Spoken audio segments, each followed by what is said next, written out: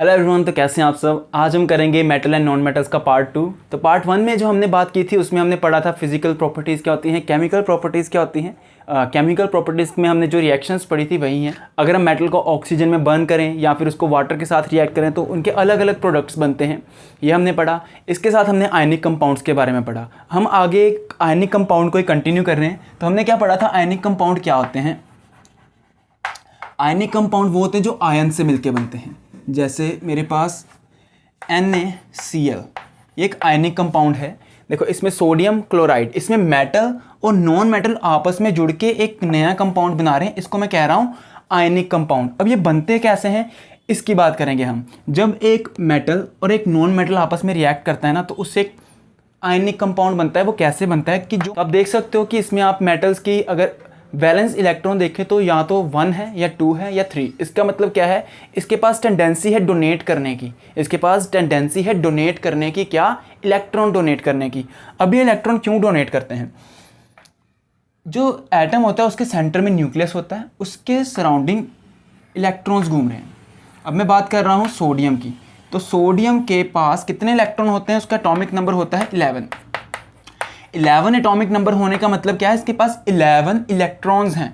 11 electrons हैं और 11 ही protons भी होंगे। 11 इलेक्ट्रॉन हैं और 11 प्रोटॉन्स हैं, इसका मतलब दोनों का नंबर सेम है।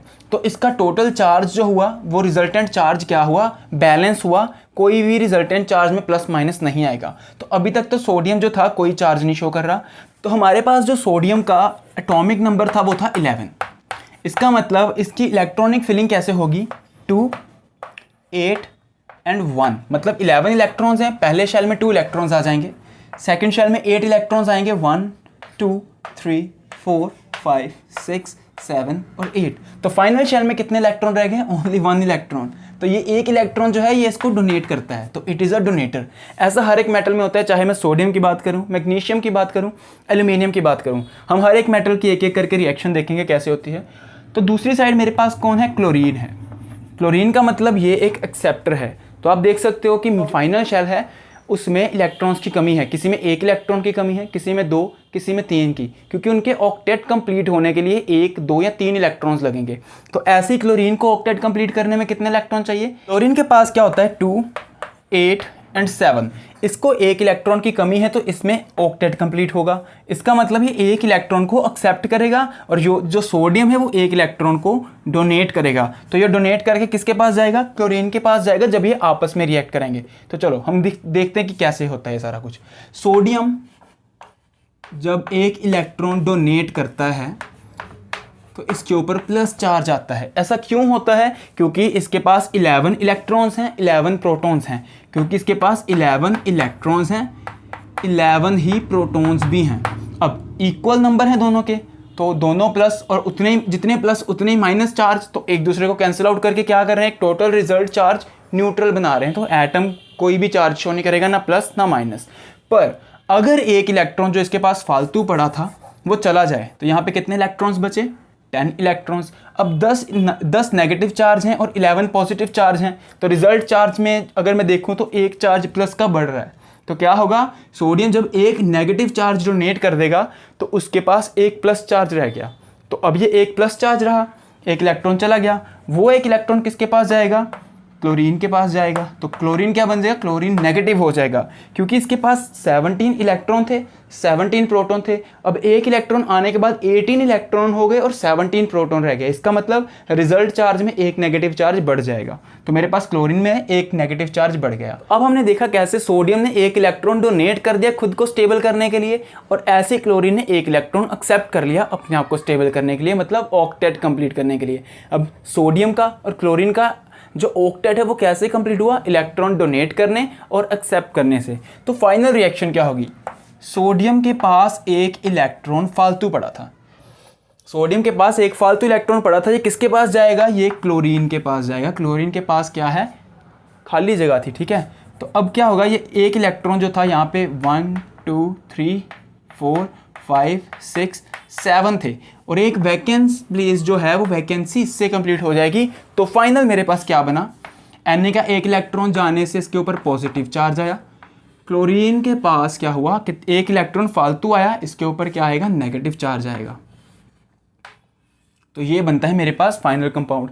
अगर आपको डॉट स्ट्रक्चर का क्वेश्चन आ जाए, ये कहाँ पे इंपॉर्टेंट है, आपको अगर कोई पूछ ले व्हाट इज आयनिक कंपाउंड, तो आप सिंपल बोल दो कि आयन से मिलकर बनने वाले आयनिक कंपाउंड्स होते हैं। जब एक मेटल एक नॉन मेटल रिएक्ट करता है तब आयनिक कंपाउंड बनते हैं।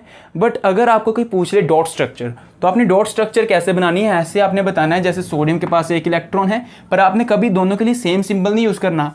अगर आपने सोडियम के लिए क्रॉस यूज़ कर लिया है तो इसके लिए डॉट्स यूज़ कर लो, अगर आपने इसके लिए डॉट यूज़ कर लिया है सोडियम के लिए तो इसके लिए क्रॉस यूज़ कर लो। अब मैंने सोडियम का एक इलेक्ट्रॉन डॉट में बनाया है, इसके मैंने क्रॉस में बनाए हैं, तो फाइनल आपने इसको ऐसे नहीं लिखना, फिर आपने फाइनल क्या लिखना है, Na प्लस चार्ज तो आया है क्योंकि एक इलेक्ट्रॉन गया।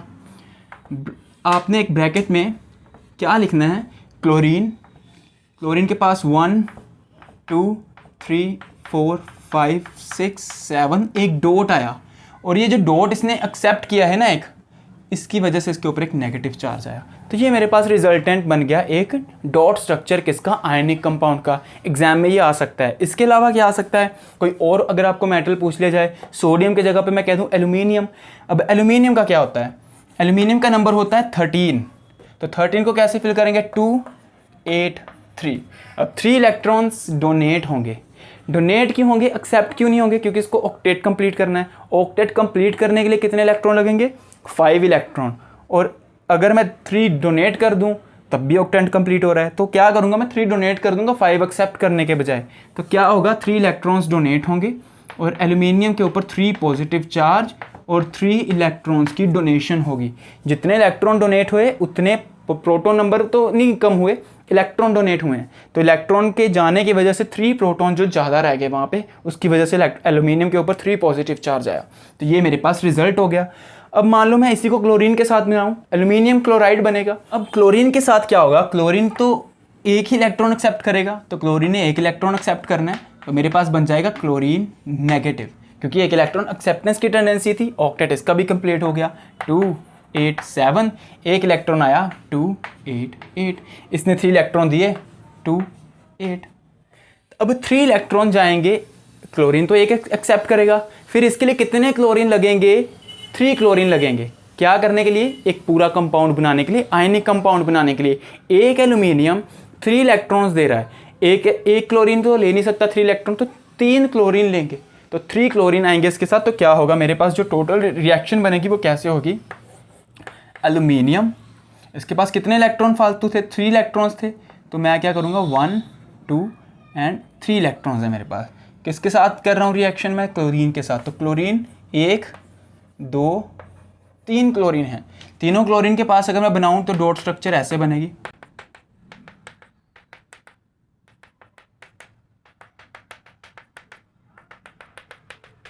तो अब देखो मैंने इसके लिए 1 2 3 4 5 6 7 ऐसे ही 1 2 3 4 5 6 7 1 2 3 4 5 6 7, तीनों के पास एक एक इलेक्ट्रॉन की कमी है, एक इलेक्ट्रॉन और एक इलेक्ट्रॉन, तीनों ने एक एक इलेक्ट्रॉन दिए। तीनों के एक एक इलेक्ट्रॉन देने से मैं इसको नीचे लिख रहा हूँ, क्या बनेगा, एल्यूमिनियम क्लोराइड बनेगा। कैसे, Al के ऊपर कितना पॉजिटिव चार्ज आएगा, 3 इलेक्ट्रॉन थे 3 पॉजिटिव, क्योंकि 3 इलेक्ट्रॉन 3 नेगेटिव चार्ज डोनेटेड हैं 3 प्लस। साथ में क्लोरीन आया, क्लोरीन के पास कितने थे 1 2 3 4 5 6 7 और एक डॉट। ये डॉट कौन सा है, डोनेटेड डॉट है, एल्यूमिनियम से डोनेट हुआ था। अब मैं इसको कैसे बनाऊंगा, इसके ऊपर रिजल्टेंट चार्ज था नेगेटिव और कितने क्लोरीन लगे, 3 लगे, ऐसे 3। अब मैं 3 नहीं बनाऊंगा, इसके बाहर सिर्फ 3 नंबर लिख दूंगा इसके नीचे, और ऐसे मेरा कंपाउंड कंप्लीट हो जाएगा, आयनिक कंपाउंड। अगर आपको एग्जाम में डॉट स्ट्रक्चर पूछ लें, चाहे वो पूछ लें किसी आयनिक कंपाउंड को दे दें एल्यूमिनियम क्लोराइड का बनाओ, सोडियम क्लोराइड का बनाओ, मैग्नीशियम क्लोराइड का बनाओ, तो आपने सबसे पहले ये याद करनी है कि उसके पास कितने इलेक्ट्रॉन डोनेट करने के लिए या एक्सेप्ट करने के लिए पड़े हैं उसके वैलेंस शेल में। तो क्या होता है, जो मेटल्स होते हैं उनके पास टेंडेंसी होती है डोनेट करने की, वो 1 इलेक्ट्रॉन 2 इलेक्ट्रॉन या 3 इलेक्ट्रॉन्स को डोनेट कर सकते हैं। ऐसे ही जो नॉन मेटल्स होते हैं उनके पास एक्सेप्ट करने की टेंडेंसी होती है, वो 1 2 या 3 इलेक्ट्रॉन को एक्सेप्ट कर सकते हैं। हम करेंगे reaction of metal with dilute acid. तो शायद आपको याद आ रहा होगा कुछ, अगर आपने एसिड और बेसिस चैप्टर पढ़ रखा है, उसमें भी हमने यही रिएक्शन की थी मेटल की एसिड के साथ। उसमें एसिड्स के बारे में पढ़ रहे थे तो एसिड की मेटल के साथ करवा दी, इसमें मेटल्स का पढ़ रहे हैं तो मेटल की एसिड के साथ करवा रहे हैं। तो क्या हुआ, मेटल को मैं एसिड के साथ जब रिएक्ट करवाता हूँ तो निकलता है सॉल्ट और साथ में रिलीज़ होती है हाइड्रोजन गैस। जब मैं मेटल को एसिड के साथ रिएक्ट करवाऊँ तो निकलता है सॉल्ट और हाइड्रोजन गैस रिलीज़ होती है। बट यहाँ पे आके एक नई चीज़ ऐड हो गई। जब मैं मेटल रिएक्ट करवा रहा था ना HNO3 नाइट्रिक एसिड के साथ, तो ऐसा नहीं हुआ। जब मैं मेटल ले रहा था कोई भी, उसको नाइट्रिक एसिड से रिएक्ट करवा रहा था तो क्या हो रहा था, जो नाइट्रिक एसिड है ना, ये बहुत पावरफुल ऑक्सीडाइजिंग एजेंट है। ये बहुत ही पावरफुल ऑक्सीडाइजिंग एजेंट है। मतलब ऑक्सीडाइजिंग एजेंट क्या होते हैं, जो दूसरों को ऑक्सीडाइज करते हैं। आपने रिडॉक्स रिएक्शन पढ़ी थी, उसमें दो तरह की चीज़ें होती हैं, एक रिडक्शन एक ऑक्सीडेशन। जिसको ऑक्सीजन मिल रही थी वो ऑक्सीडाइज हो गया, जिससे ऑक्सीजन जा रही थी वो रिड्यूस हो गया। तो यहाँ पे क्या है, मैं बात कर रहा हूँ HNO3 ऑक्सीडाइजिंग एजेंट है। ऑक्सीडाइजिंग एजेंट होने का मतलब वो दूसरों को ऑक्सीडाइज करवाता है। तो जब HNO3 रिएक्ट करता है ना मेटल के साथ, जब HNO3 रिएक्ट करता है मेटल के साथ, तो वो मेटल को क्या, जो हाइड्रोजन गैस उसमें रिलीज़ हो रही है ना, मेटल प्लस एसिड क्या होता है, सॉल्ट प्लस हाइड्रोजन गैस। तो जो नाइट्रिक एसिड है वो हाइड्रोजन गैस को ऑक्सीडाइज करवा देता है। ऑक्सीडाइज करवाने से क्या होता है, H2 ऑक्सीजन लेने के बाद वाटर बन जाती है। तो मेरी रिएक्शन फेल हो गई। जो नाइट्रिक एसिड था मैंने और डिल्यूट कर दिया, मैं उसको डिल्यूट करता गया और एक मैंने मीडियम रिएक्टिव मेटल उठाया, मैग्नीशियम। मैग्नीशियम में कम रिएक्टिव है, ज़्यादा रिएक्टिव नहीं होता मेटल, क्योंकि हमने, अगर आपको याद हो रिएक्टिव सीरीज़, तो रिएक्टिविटी सीरीज़ में मैग्नीशियम ठीक ठाक है, सेंटर में आ रहा है, बहुत रिएक्टिव भी नहीं है, बहुत कम रिएक्टिव भी नहीं है। मैंने मैग्नीशियम की रिएक्शन करवा दी HNO3 डिल्यूट करवा के, और डिल्यूट कर दिया। तो रिएक्शन करने से क्या हुआ, हाइड्रोजन गैस को ऑक्सीडाइज नहीं करवा पाया, HNO3 इतना वीक कर दिया मैंने उसको, मैंने डिल्यूट कर दिया। डिल्यूट करने का मतलब उसमें वाटर नहीं ऐड करना, वाटर में एसिड डालते हैं। हमने क्या लिया, पानी लिया, उसमें हमने HNO3 ऐड किया। मतलब मैंने एसिड लिया, एसिड में वाटर ऐड किया, ये गलत होता है। मैंने वाटर लेना है, पानी में एसिड डालना है। एसिड कौन सा डालना है, HNO3, कोई भी एसिड जिसको मैंने डिल्यूट करना है, क्या करना है, वाटर में एसिड को डालना है। और डालते हुए मुझे इसको स्टिर भी करना है, स्टिर, ताकि वो घुलता रहे। इसके पीछे का रीज़न क्या है, एक्सोथर्मिक रिएक्शन। ये इतनी एक्सोथर्मिक रिएक्शन होती है, इसमें से जो हीट निकलेगी बहुत पावरफुल होगी। उससे क्या हो सकता है, ये ब्रेक हो सकता है, ये जो जिसमें हम रिएक्शन करवा रहे हैं वो कंटेनर फट सकता है। तो मैं इसको कैसे रिएक्ट करवाता हूँ, वाटर लेता हूँ, वाटर में बिल्कुल स्लो एसिड डालता हूँ, साथ में स्टिर करता हूँ। तो अगर आप किसी भी ऐसी रिएक्शन को कर रहे हो तो बहुत ध्यान से करनी चाहिए ये रिएक्शंस। तो क्या होगा, मैं इसमें पानी में HNO3 डालूंगा और बहुत थोड़ा सा डालूंगा, ज़्यादा नहीं, क्योंकि मुझे डिल्यूट HNO3 चाहिए। उसके बाद क्या होगा, उस HNO3 को अगर मैं मैग्नीशियम से रिएक्ट करवाऊँ, मैग्नीशियम को मैं रिएक्ट करवाऊँ HNO3 के साथ, तो क्या होगा, मेरे पास जो रिज़ल्ट आएगा ना, उस रिज़ल्ट में जो हाइड्रोजन गैस रिलीज़ होगी वो ऑक्सीडाइज नहीं होगी। तो क्या होगा, मेरे पास MgNO प्लस H2 गैस। तो मेरे पास क्या हुआ, यहाँ पे हाइड्रोजन गैस रिलीज़ हो गई, मैग्नीशियम NO MgNO, पर यहाँ पे मैंने पास, अगर आप देखो तो ये क्या बैलेंस है, ये बैलेंस नहीं है, इसको बैलेंस करना पड़ेगा अभी मुझे। तो यहाँ पे कैसे बैलेंस होगा, यहाँ पे लगेगा 2, तो मुझे यहाँ पे भी 2 करना पड़ेगा। Mg प्लस 2 HNO3, MgNO3 यहाँ पे आएगा, NO3 और H2 गैस। तो ये मेरे पास पूरी एक बैलेंस रिएक्शन होगी। अगर मैं मैग्नीशियम को रिएक्ट करूँ डिल्यूट एसिड, मतलब डिल्यूट HNO3 के साथ, तब ऐसा होगा। पर अगर मैं बाकी मेटल्स को लूँ, जैसे आयरन को, और सिंपल H2SO4 HCl से रिएक्ट करवा दूँ, जैसे हमने पहले पढ़ी थी रिएक्शन Fe प्लस H2SO4, क्या बनता है, FeSO4 प्लस H2 गैस। इसमें वही सॉल्ट प्लस वाटर, तो सॉल्ट प्लस हाइड्रोजन गैस, अब इसमें भी वही रिएक्शन हो गई। बट अगर ये डिल्यूट ना होता, कंसनट्रेटेड होता, तो ये रिएक्शन ना होती, यहाँ पे H2O रिलीज़ होता। तो बहुत इजी रिएक्शन है, कोई टफ रिएक्शन नहीं है ये। इसके बाद हम बात कर रहे थे कि जब हम सिंपल मेटल को, सिंपल एसिड, कोई भी एसिड ले लें, HNO3 को छोड़ के, नाइट्रिक एसिड को छोड़ के HCl ले लें, H2SO4 ले लें, तो ऐसा नहीं होगा। तब सिंपल रिएक्शन होगी जिसमें सॉल्ट और हाइड्रोजन गैस रिलीज़ हो जाएगी। अब देखते हैं जो हमारे पास आयनिक कंपाउंड बने हैं उनकी फिजिकल प्रॉपर्टीज़। उनकी भी कुछ प्रॉपर्टीज़ होती हैं। वो प्रॉपर्टीज़ क्या हैं, जो मेरे पास NaCl बना था, या MgCl2 बना, AgCl3 बना, ये सारे क्या थे, ये आयनिक कंपाउंड्स थे। अब देखेंगे इनकी प्रॉपर्टीज़ क्या होती हैं। ऐसे आयनिक कंपाउंड्स क्या होते हैं, वो हार्ड होते हैं, उनको हम ऐसे नहीं तोड़ सकते। उसके पीछे का रीज़न क्या है, उनके अंदर के मॉलिक्यूलर जो अट्रैक्शन है बहुत ज़्यादा होती है। पॉजिटिव नेगेटिव चार्जेस हैं, एक दूसरे से बिल्कुल अटैच्ड होते हैं, टाइटली बाउंड होते हैं, हार्ड रहते हैं। इसी के साथ उनका मेल्टिंग और बॉइलिंग पॉइंट काफ़ी हाई होता है। उसके पीछे का रीज़न भी ये, उनके अंदर इन मॉलिक्यूलर अट्रैक्शन बहुत ज़्यादा होती है, मेल्टिंग बॉइलिंग पॉइंट भी ज़्यादा हो जाता है। इसके अलावा ये सॉल्युबल होते हैं वाटर में। अगर मैं नमक को पानी में डालूँ घुल जाता है, अगर मैं वही नमक को कैरोसिन में डालूँ तो नहीं घुलेगा। वो क्या है, सॉल्युबल हैं वाटर में, कैरोसिन ऑयल में नहीं है, पेट्रोल में नहीं है। इसके अलावा इनकी एक और बड़ी इंपॉर्टेंट जो प्रॉपर्टी है वो ये है कि ये कंडक्ट करते हैं इलेक्ट्रिसिटी को। या आपने पक्का घर पे कर रखा होगा, पानी में नमक डाला और बीच में अगर हम वायर रखते हैं तो वायर के बीच का जो अगर नहीं भी आपस में जुड़ रखी तो करंट फ्लो करेगा। मतलब क्या है, मैंने वाटर लिया, इसमें H2O था, मैंने बीच में NaCl डाला, NaCl डाल के मैंने क्या किया, यहाँ पे वायर रखी। तो जब यहाँ पे अगर मैंने एक बैटरी लगा रखी है और यहाँ पे मैंने कोई लाइट वगैरह लगा रखी है, बल्ब लगा रखा है, तो क्या होगा, यहाँ से जो प्लस चार्ज, यहाँ पे माइनस मान लेता हूँ, तो प्लस यहाँ पे माइनस चार्ज, तो इसके अंदर से करंट पास कर जाएगा क्योंकि इसमें NaCl आयंस हैं। और अगर मैं इसको पानी में ना गोलूँ, ऐसे रखूँ, अगर मैं साल्ट लूँ उसके अंदर ऐसे वायर्स रखूँ, तो करंट कंडक्ट नहीं होगा, इलेक्ट्रिसिटी कंडक्ट नहीं होगी, क्योंकि वो जब तक हम उसको जब तक पानी में घोल नहीं लेते, उससे हम सोल्यूशन नहीं बना लेते वाटर के साथ, तब तक वो इलेक्ट्रिसिटी पास नहीं करते, क्योंकि उनके अंदर तब तक मोशन ऑफ चार्जेस नहीं होती। पानी में चार्जेस फ्लो कर सकते हैं इधर उधर, बट अगर वही मैं सॉलिड रखूं तो सॉलिड में कहाँ मोशन होगा चार्जेस का, तो इसलिए वो पानी में क्या करते हैं, इलेक्ट्रिसिटी कंडक्ट करते हैं। बट अगर वो सॉलिड स्टेट में है तो पॉसिबल नहीं है कि वो इलेक्ट्रिसिटी कंडक्ट करें, क्योंकि उनके अंदर मोशन नहीं होगा चार्जेस का। हमने सारा चैप्टर पढ़ लिया, मेटल पढ़ लिए, नॉन मेटल पढ़ लिए, क्या क्या होते हैं। अब ये आते कहाँ से हैं, ये नेचर में ऑलरेडी प्रेजेंट हैं। जैसे मैं बात करूँ सोडियम और मैग्नीशियम, मैंने कहा था ये पानी में, अगर आपने सोडियम की रिएक्शन देख रखी है एल्कलीज वाली, तो मैंने कहा था ये पानी में सॉल्यूबल होते हैं, तो इसका मतलब ये पानी में होंगे। सोडियम क्लोराइड कहाँ पे मिलता है, हमें समुद्र में मिलता है, सी वाटर में। Magnesium chloride similarly sea water में। और बहुत सारे मेटल्स हैं जो हमें अर्थ की क्रस्ट में मिलते हैं। आपको पता होगा गोल्ड की, सोने की खदान होती है, कहाँ से मिलता है, वो ज़मीन से मिलता है, धरती के नीचे होता है वो। ऐसे ही मेटल्स जो हैं वो अर्थ पे पड़े हैं। पर ये ऐसे नहीं पड़ा कि मैं वहाँ पे घूम रहा था और मुझे लोहा मिल गया, मैंने उठा लिया, मैं इधर घूम रहा था मुझे वहाँ पे गोल्ड पड़ा मिल गया, ऐसे नहीं होगा। ये अपनी फ्री स्टेट में नहीं होते। गोल्ड होता है अपनी फ्री स्टेट में, बट वो अर्थ के काफ़ी नीचे दबा होता है।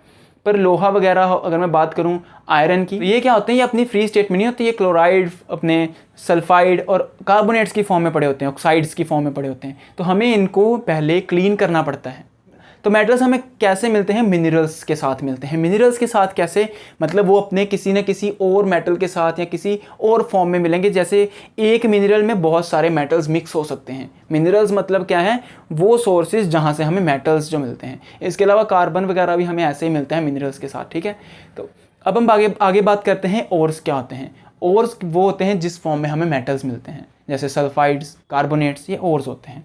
अब हम आगे देखते हैं कि जो मेटल हमें किसी और स्टेट में मिले हैं तो हमें उसको क्लीन भी करना है। उसको क्लीन करना मतलब कि उसके फालतू चीज़ों को अलग करके मेटल को एक्सट्रैक्ट करना, तो इसको हम कहते हैं एक्सट्रैक्शन ऑफ मेटल। अब हर मेटल की अलग अलग रिएक्टिविटी है। जैसे please stop calling me a careless zebra, instead try learning how copper save gold. इसमें जो मर्क्यूरी है उसके लिए मैंने मोस्ट मेटल या मोस्ट कुछ भी बोल देता हूँ, तो आप उसको याद कर सकते हो। Please stop calling me a careless zebra, instead try learning how copper mostly save gold, या how copper metal saves gold. तो ये आप लाइन याद कर लो, इजी है। अब हर एक मेटल की अलग अलग रिएक्टिविटी है, कोई ज़्यादा रिएक्टिव है, कोई कम रिएक्टिव है। तो इनकी जो एक्सट्रैक्शन है वो इसकी रिएक्टिविटी पर डिपेंड करता है। सबसे ज़्यादा रिएक्टिव कौन है, सोडियम एंड पोटेशियम। तो इन दोनों को अगर मैं बात करूँ, इसके अलावा कौन सा है, कैल्शियम। तो अगर मैं इनकी बात करूँ, इनको एक्सट्रैक्ट करने के लिए मुझे अलग मेथड यूज़ करना पड़ता है। इसके आगे मेरे पास आयरन है, जिंक है, इनको एक्सट्रैक्ट करने के लिए मेरे पास। तो आगे हम देखते हैं कि इनको एक्सट्रैक्ट करने के लिए ना इनके लिए ग्रुपिंग की गई है। जो ज़्यादा रिएक्टिव है उनके लिए अलग मेथड है, जो मीडियम रिएक्टिव है उनके लिए अलग, और जो लीस्ट रिएक्टिव है उनके लिए अलग मेथड है। तो जो ज़्यादा रिएक्टिव है, ज़्यादा रिएक्टिव के लिए कौन सा प्रोसेस यूज़ करेंगे, हम इलेक्ट्रोलिसिस करेंगे। इलेक्ट्रोलिसिस में क्या होता है, उनकी मोल्टन स्टेट में उनके ऊपर इलेक्ट्रोलिसिस की प्रोसेस की जाती है, और जो प्योर मेटल है उसको अलग कर लिया जाता है, फालतू की चीज़ों को रहने दिया जाता है जो हमें नहीं, ऐसा नहीं कि वो उनको फेंक दिया जाता है, उनके अलग अलग यूजेज हैं। उसके अलावा जो मीडियम में आते हैं, मीडियम रिएक्टिव, उनको 2 पार्ट्स में कट किया गया। या तो उनके कार्बोनेट्स हो सकते हैं या तो उनके सल्फाइड्स हो सकते हैं। तो कार्बोनेट और सल्फाइड के हिसाब से उनको अलग कर दिया गया। जो कार्बोनेट्स हैं, कार्बोनेट्स के लिए मैंने कौन सी प्रोसेस यूज़ की? कैल्सिनेशन। और जो मेरे पास सल्फाइड्स हैं उनके लिए जो मैंने प्रोसेस यूज़ की वो है रोस्टिंग। अब ये कैल्सिनेशन और रोस्टिंग क्या है? रोस्टिंग वही चीज़ है जो आपने वो खाने बनाने के लिए, अगर पता होगा आपको, वैसे रोस्टिंग क्या देख सकते हैं आप फोटो में। तो कैल्सिनेशन और रोस्टिंग में क्या फ़र्क है? कैल्सिनेशन में एब्सेंस ऑफ ऑक्सीजन होती है, वहाँ पे ऑक्सीजन हम जो सप्लाई नहीं होती। रोस्टिंग में ऑक्सीजन सप्लाई होती है खुले में, मतलब जब हम रोस्ट भी करते हैं चीज़ को तो वो खुली चीज़ होती है, उस पर एयर जो होती है पूरी तरह अवेलेबल होती है, एयर हर तरफ ऑक्सीजन है। बट कैल्सिनेशन में नहीं होता। उसके बाद उनके ऑक्साइड्स बन जाते हैं, ऑक्साइड को प्योरीफाई कर लिया जाता है। तीसरे लीस्ट रिएक्टिव। जो लीस्ट रिएक्टिव है उसमें भी रोस्टिंग की प्रोसेस यूज़ की जाती है। उसके बाद हमारे पास एक्सट्रैक्ट हो जाता है मेटल। तो ये मेरे पास पूरी प्रोसेस होगी। इसमें आपने चेक करना है जो लीस्ट रिएक्टिव है उसमें ऑक्साइड्स नहीं बने, क्योंकि वो इतने रिएक्टिव कम हैं कि वो ऑक्साइड्स बना ही नहीं पाते, दूसरे बना लेते हैं। तो ये हमारे पास पूरी की पूरी तीनों स्टेप्स हो गए, जिसमें लीस्ट, मीडियम और मोस्ट रिएक्टिव तीनों मेटल की एक्सट्रैक्शन के बारे में बात किया। तो आप देख सकते हो जैसे मैंने जिंक सल्फाइड और जिंक कार्बोनेट दोनों की प्योरीफिकेशन की है। यहाँ पे एक में मैंने रोस्टिंग की है, एक में मैंने कैल्सिनेशन की है। कैल्सिनेशन में देखो कोई भी ऑक्सीजन की प्रेजेंस नहीं है, और जो मैंने रोस्टिंग की उसमें ऑक्सीजन है। और फाइनल में मेरे पास प्रोडक्ट बन रहा है वो एक मेटल है जिसकी मुझे ज़रूरत थी। तो ये प्रोसेस होती है रोस्टिंग की और कैल्सिनेशन की। तो देख सकते हैं आप रिएक्शन में जिंक की बात कर रहा हूँ मैं। जिंक देखो, जिंक का कार्बोनेट भी पड़ा है, जिंक का सल्फाइड भी पड़ा है। तो कार्बोनेट भी हो सकता है, इसका सल्फाइड भी हो सकता था। मैंने यही बोला था इनको अलग अलग ग्रुपिंग की जाती है जो मीडियम रिएक्टिव मेटल हैं। तो जिंक भी मीडियम रिएक्टिव है, आयरन, जिंक ये मीडियम रिएक्टिव में आते हैं। तो अब क्या करूँगा मैं, इसको 2 प्रोसेस यूज़ कर सकता हूँ। कार्बोनेट के लिए मुझे कैल्सिनेशन करनी है क्योंकि इसमें ऑक्सीजन है, सल्फाइड के लिए नहीं चाहिए क्योंकि इसमें ऑक्सीजन नहीं है। तो मुझे रोस्टिंग करनी पड़ेगी। रोस्टिंग से क्या होगा, मेरे पास फाइनल एक प्योर मेटल आ जाएगा। तो ये 2 प्रोसेस हैं। अब हम बात करेंगे कोरोजन के बारे में। आपको एग्जांपल दूँ, आपने जंग लगा हुआ लोहा देखा होगा, आयरन, उसके ऊपर जब जंग लग जाता है तो एक लेयर लग जाती है, कोई अलग लेयर लग जाती है। उस प्रोसेस को हम, आयरन को जो कोरोजन होती है उस प्रोसेस को हम रस्टिंग कहते हैं, रस्ट लग जाना। ऐसे ही जो मेटल्स होते हैं ना, अगर वो बहुत टाइम तक ऐसे ओपन एनवायरनमेंट में पड़े रहें तो उनके ऊपर एक नई लेयर जम जाती है। एक नई लेयर के जम जाने को मैं कहता हूँ कोरोजन हो जाना। जैसे सिल्वर जो है, सिल्वर के जो हमारे पास ज्वेलरी होती है, अगर वो बहुत टाइम तक पड़ी रहे तो क्या होता है, उसके ऊपर सल्फाइड बन जाता है, सिल्वर सल्फाइड बन जाता है। ऐसे ही अगर मैं कॉपर को रखूँ बहुत देर तक तो उसके ऊपर भी एक लेयर जम जाती है। जो सिल्वर होता है उसके ऊपर ब्लैक लेयर जमती है, जो कॉपर होता है कॉपर के ऊपर एक ग्रीन लेयर जमती है, उसको बोलता हूँ कॉपर कार्बोनेट। ऐसे ही आयरन के ऊपर जो लेयर जमती है उसको ऑक्साइड कहा जाता है। चैप्टर हमारा खत्म है। तो अगर आपको वीडियो पसंद आए तो लाइक ज़रूर करें, सब्सक्राइब करें चैनल को, और वीडियो को शेयर ज़रूर करें। मिलते हैं नेक्स्ट वीडियो।